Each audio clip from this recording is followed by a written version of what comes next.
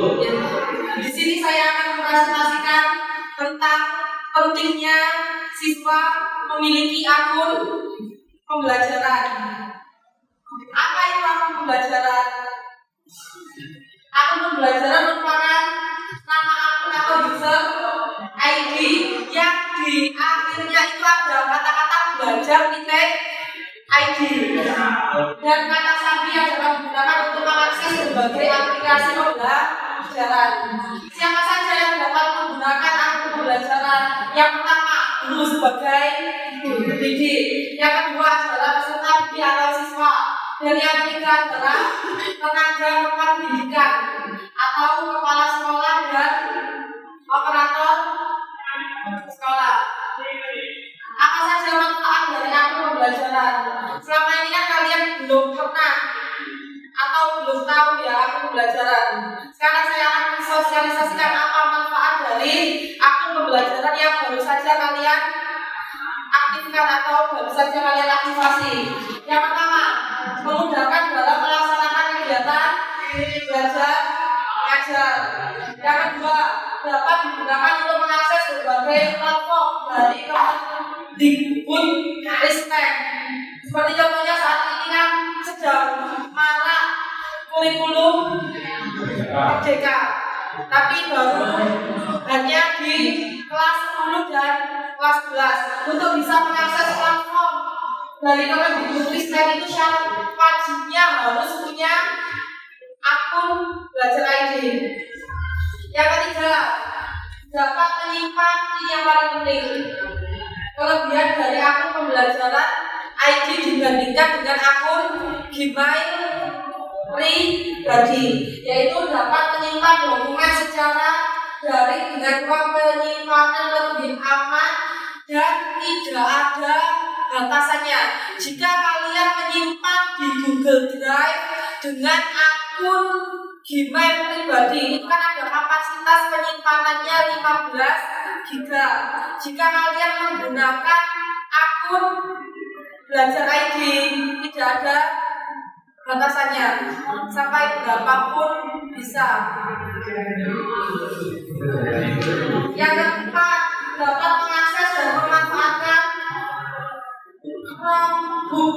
Dan yang lain adalah sebagai jalur informasi resmi dari Kemendikbudristek. Terus ini, aplikasi apa saja yang dapat diakses dengan akun pembelajaran? Ya, bisa kalian lihat di slide, yaitu pertama Google Classroom yang sudah kalian pergunakan selama pandemi COVID kemarin ya. Yang kedua Google Meet. Yang ketiga Google Drive jelas. PKB ini adalah akunnya untuk guru, Google Dokumen, Google Sheet, Google Slide, dan Google Form. Baik, bagaimana cara mendapatkan dan menggunakan akun pembelajaran? Kalian kan sudah dapat ya, itu dimanfaatkan dengan baik. Perbedaan akun belajar ID dengan akun Gmail pribadi itu seperti yang sudah saya sampaikan tadi, nomor satu penyimpanan tanpa batas. Yang kedua, ketika kalian menggunakan Google Meet, ada fitur untuk merekam, beda dengan Zoom dan lain-lainnya. Dan yang terakhir, bisa mengimpor nilai dari Google Form dengan mode terkunci Chromebook dari sampai Classroom. Jadi materi seminar atau materi pembahasan hari ini adalah tentang Google Workspace for Education. Sebelumnya, apa itu Google Workspace for Education? Itu adalah kumpulan alat yang membantu Anda untuk menyelesaikan tugas. Anda dapat menulis laporan, membuat presentasi, membuat kuis, merencanakan pelajaran, menilai tugas, dan masih banyak lagi. Bisa kalian baca sendiri ya. Next.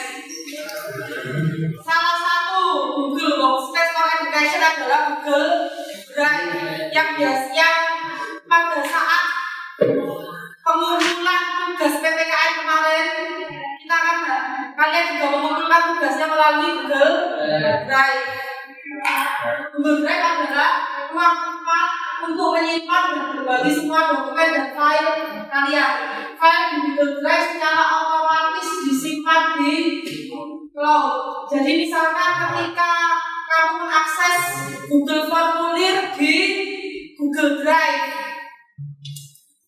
ya, ketika kalian membuka Google Formulir di Google Drive, terus tiba-tiba lampu mati, sedangkan komputer kalian harus terkonek dengan listrik, dengan wifi, sehingga otomatis terputus padahal kalian belum sempat menyimpan data itu.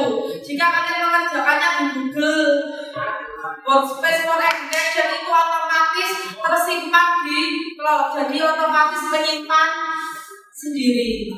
Jadi meskipun lampu mati, tetap data kalian yang sudah kalian kerjakan akan otomatis tersimpan sendiri. Terus ada juga berbagai macam fitur dari Google Workspace, yaitu Google Dokumen, Google Spreadsheet, Google Slide, dan Google Formulir yang jelas memiliki kelebihan. Contoh Google Dokumen, kelebihannya adalah siswa dapat berkolaborasi dalam menulis. Jika saya menulis di Google Dokumen, terus link dari saya akan saya berikan ke, contohnya akan saya berikan ke Fahrizal. Fahrizal saya suruh untuk membantu saya menulis laporan tersebut. Bisa. Jadi kelebihan dari Google Dokumen adalah bisa berkolaborasi untuk melakukan penulisan. Jadi Google Dokumen itu hampir sama dengan Microsoft Word, tapi kelebihannya adalah bisa berkolaborasi dan ada fitur voice typing, yaitu bisa merekam suara. Jadi jika kalian malas untuk mengetik, bisa menggunakan voice typing. Google Site ini sama juga seperti Microsoft Office PowerPoint, tapi kelebihannya adalah penyimpanannya berbasis cloud. Jadi jika lampu mati, bisa otomatis tersimpan sendiri. Yang Google Classroom itu yang sudah sering kalian gunakan pada saat pandemi COVID kemarin. Next, Gmail. Akun Gmail. Mungkin semuanya sudah punya akun Gmail kan? Pribadi sebelum aku belajar kayak gini kan. Salah satu fitur dari Google Workspace for Education yaitu Google Drive atau yang biasa kita sebut dengan penyimpanan. Jadi semuanya buka Google Drive-nya. Terus tugas kalian adalah membuat link Google Drive. Jadi paham ya caranya ya. Jika sudah, klik tanda plus atau baru. Setelah itu buat folder atau file terserah kalian. Jika saya membuat folder contohnya 12 RPL 1 ya sebenarnya.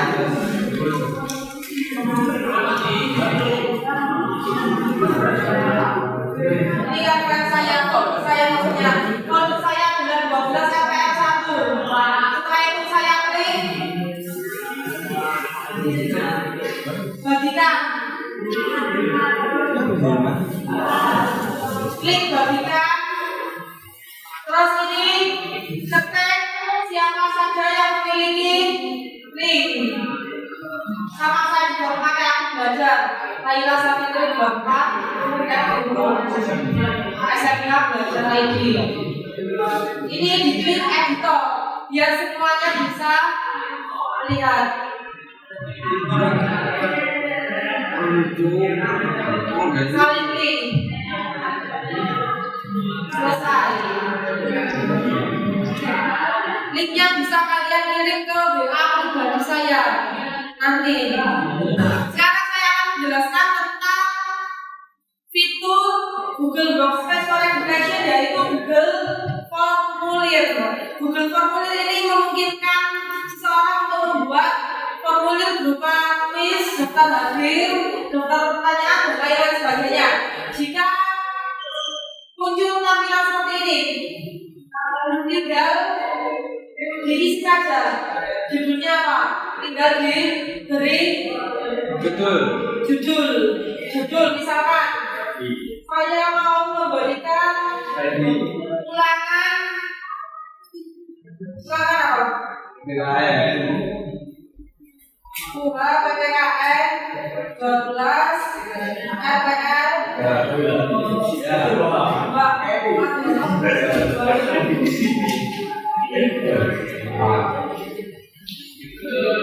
Terus setelah itu tinggal klik tambahkan saja. Ini adalah pertanyaan. Misalkan saya membuat pertanyaan apa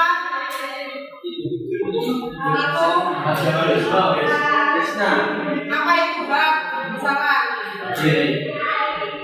soalnya bisa diatur, bisa pilihan ganda, paragraf, jawaban singkat, kotak tentang, dan lain-lain sebagainya ya. Jika saya membuat soal pilihan ganda ulangan harian, tinggal tambahkan saja opsinya. Ini berarti ditulis A, B, C, D, dan seterusnya. Terus jika sudah selesai bisa dikirim. Perpendek, URL atau perpendek, linknya bisa lebih pendekkan, dan linknya ini adalah link yang dibagikan untuk soal ulangan harian PPKN. Dan untuk pengaturannya bisa diatur. Misalkan ini jadikan ini sebagai list.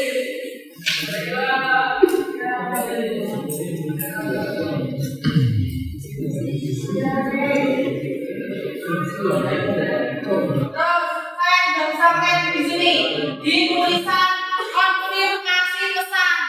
Misalkan saya tambahkan di akhir kalian mengerjakan, terima kasih sudah mengerjakan dengan tepat waktu. Jadi bisa diatur setelahnya di sini. Paham ya? Jadi kelebihannya adalah yang bisa semua sudah disimpan di drive. Jadi jika mati dan lain sebagainya otomatis tersimpan. Paham ya? Jadi Google Formulir sudah, Google Dokumen sudah, saya akan melanjutkan Google Meet. Siapakah di kelas ini yang pernah memakai Google Meet? Hampir semuanya pernah ya? Hampir semuanya pernah. Apa itu Google Meet?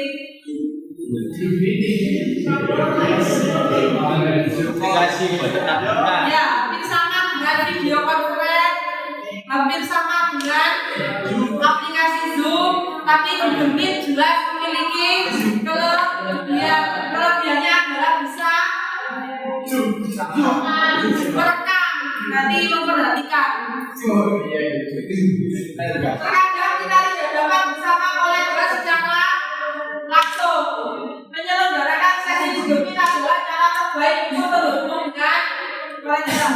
Google Meet adalah alat untuk membuat dan bergabung dengan pertemuan video. Google Meet memungkinkan hingga 100 orang untuk bergabung dalam satu pertemuan.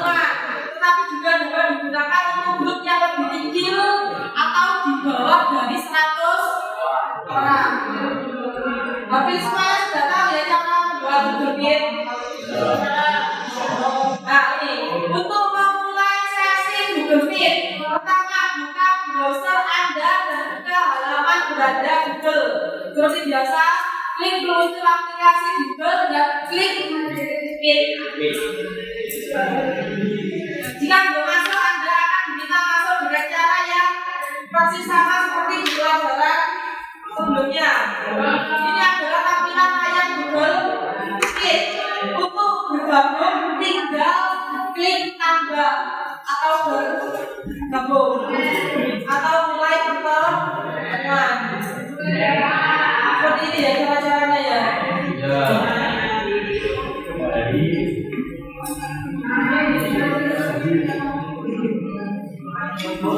Oh ya, sekarang pertanyaan saya.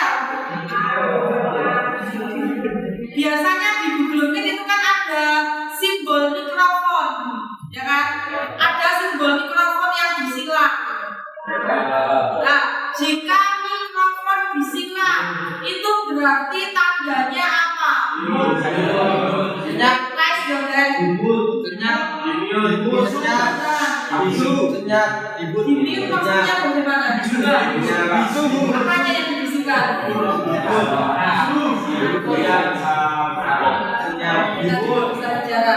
Misalkan saya sebagai pemimpin rapat, saya yang membuat tim Google Meet. Apakah saya ketika forum itu sudah misalkan tidak tertib karena banyak yang berbicara di Google Meet, apakah saya bisa mengatur, membatasi anggota agar anggota tersebut tidak berbicara, hanya saya saja yang berbicara?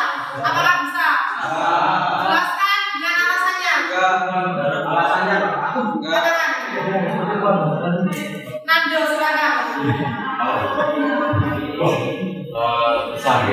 Bisa karena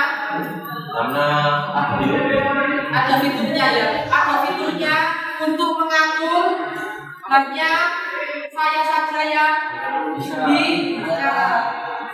Fitur ke-8 dari Google Workspace for Education adalah Google Classroom. Google Classroom adalah platform daring atau online untuk semua hal yang ada dalam pelajaran Anda dan yang berkaitan dengan siswa Anda. Google Classroom adalah tempat untuk berkomunikasi dan mengumpulkan tugas. Selama pandemi COVID-19 kemarin, saya yakin hampir semua di antara kalian sudah pernah memanfaatkan aplikasi Google Classroom. Penggunaan Google Classroom di bidang pendidikan yang pertama dalam hal mengumpulkan tugas. Mengumpulkan tugas jelas bisa di Classroom. Yang kedua, memulai diskusi dengan guru yang bisa dilakukan di kolom komentar atau forum. Ya. Di mana Google Classroom? Ya di situ. Bagaimana cara bergabung di Google Classroom? Untuk bergabung ke Classroom, cari ikon plus di pojok kanan atas. Selanjutnya klik gabung kelas. Fitur Google Workspace for Education untuk selanjutnya adalah Google Dokumen. Apa itu Google Dokumen? Google Dokumen adalah alat untuk membuat dokumen teks seperti laporan, berita, atau artikel. Dokumen adalah tempat terbaik untuk tugas apapun yang mengharuskan banyak pematikan teks. Penggunaan Google Dokumen di bidang pendidikan bisa kalian baca teksnya teks. Cara membuat Google Dokumen adalah seperti ini. Akan saya praktekkan. Kalian bisa membuka Google Drive kalian. Terus ini klik yang Google Dokumen. Terus misalkan saya mau mengetik tugas PPKN 12 KPR 1. Saya minta tolong bantuannya Ando untuk mengetik Sipan dulu ya. Sipan. Terus saya minta tolong Ando untuk membantu saya mengetik tugas. Dan ini saya klik siapa saja yang memiliki link dan saya tambahkan Ando sebagai editor. Misalkan ya seperti itu caranya.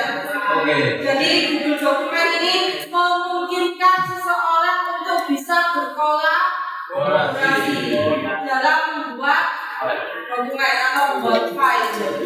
Selesai, saya berikan ke Nando linknya.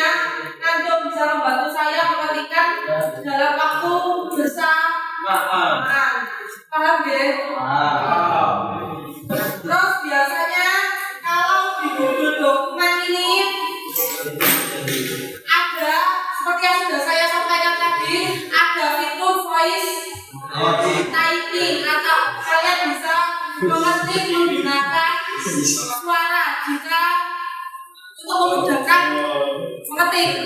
Biasanya diklik di alat. Voice typing ini hanya muncul di Google jika bahasa yang digunakan itu adalah bahasa Inggris. Jika bahasanya bahasa Indonesia, maka saya guru PPKN, saya cinta Indonesia. Sehingga di voice typing ini, di alat ini tidak muncul. Jadi voice typing ini bisa muncul jika bahasa yang digunakan adalah bahasa Inggris.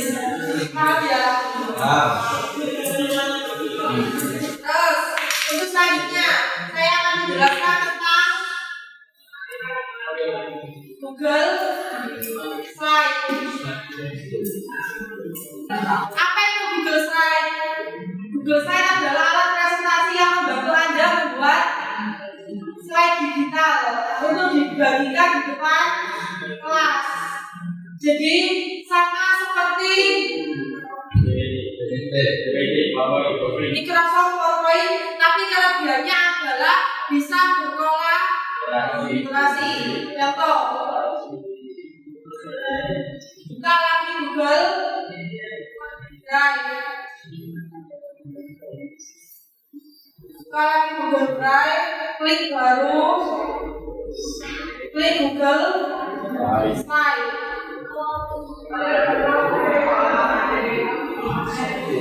Sama, bisa berkolaborasi dengan temannya ketika mau membuat slide materi namanya. Tinggal klik bagikan, caranya hampir sama seperti Google Dokumen tadi. Paham ya? Tapi harus simpan dulu. Terus, jadi itulah kelebihan dari Google Dokumen dan Google Slide. Google Slide. Untuk selanjutnya yaitu Google Form. Apa itu Google Formulir? Google Formulir adalah alat terbaik untuk membuat survei dan quiz online. Anda dapat menggunakannya untuk mengumpulkan data, bisa kalian baca sendiri.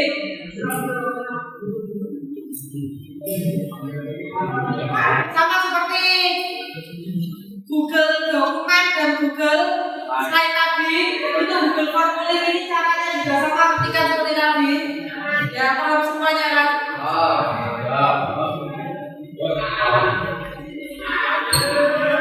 Memberitakan bagiannya. Terus ini ada banyak jenis pertanyaan berbeda yang dapat Anda gunakan dalam membuat Google Formulir. Yang pertama adalah jawaban singkat. Ini cocok untuk jawaban 1 sampai 2 kata. Misalnya nama. Jadi ketika misalkan saya sebagai wali kelas, saya ingin mengumpulkan data-data peserta didik anak saya yang menjadi anak didik saya, bisa menggunakan jawaban singkat. Yang kedua, paragraf. Jika Anda menginginkan jawaban yang lebih panjang, paragraf atau esai. Yang ketiga, pilihan ganda. Pilihan ganda seperti biasa untuk jenjang SMA, SMK. Untuk soal pilihan ganda, opsi jawabannya harus berapa? Harus 5. A, B, C, D, dan E. Dan yang terakhir, kotak cetak. Cocok untuk pertanyaan yang dapat dijawab dengan lebih dari 1 jawaban. Itu ada kotak cetak namanya.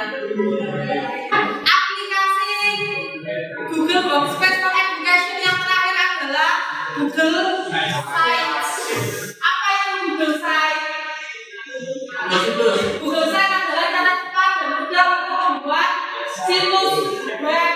Google Sites memudahkan untuk menuangkan semua di satu tempat, dan situs web Anda akan tampak hebat. Bagaimana cara menerapkan Google Sites? Nah ini, pertama, untuk membuat situs baru, buka browser Anda dan buka halaman beranda Google seperti biasa dan klik Sites.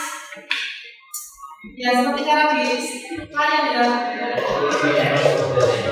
Cara membuat situs web dengan Google Sites. Yang pertama klik tambah. seperti HP-nya Farizal ya.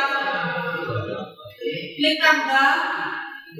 Semuanya bisa ya, semuanya praktek juga ya. Terus bisa kalian tulis judul situs web kalian. Judul halaman Anda, misalkan kalian mau buat situs tentang apa, bisa rename di judul halaman Anda. Terus untuk gambarnya atau temanya juga bisa diubah sesuai dengan keinginan kalian. Dan situsnya itu juga bisa dipublikasikan atau dibagikan.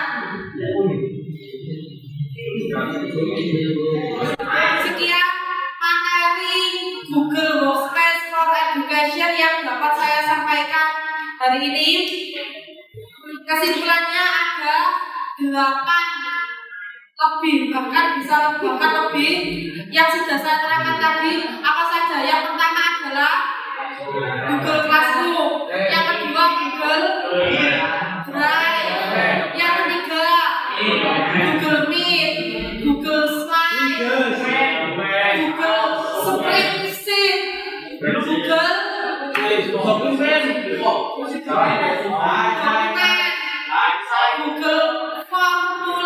dan Google dan masih banyak lainnya akun Google yang bisa dimanfaatkan untuk pendidikan dan berguna untuk kegiatan pembelajaran di dalam kelas, baik itu tatap muka maupun dari. Kurang lebihnya mohon maaf. Saya akhiri. Assalamualaikum warahmatullahi wabarakatuh.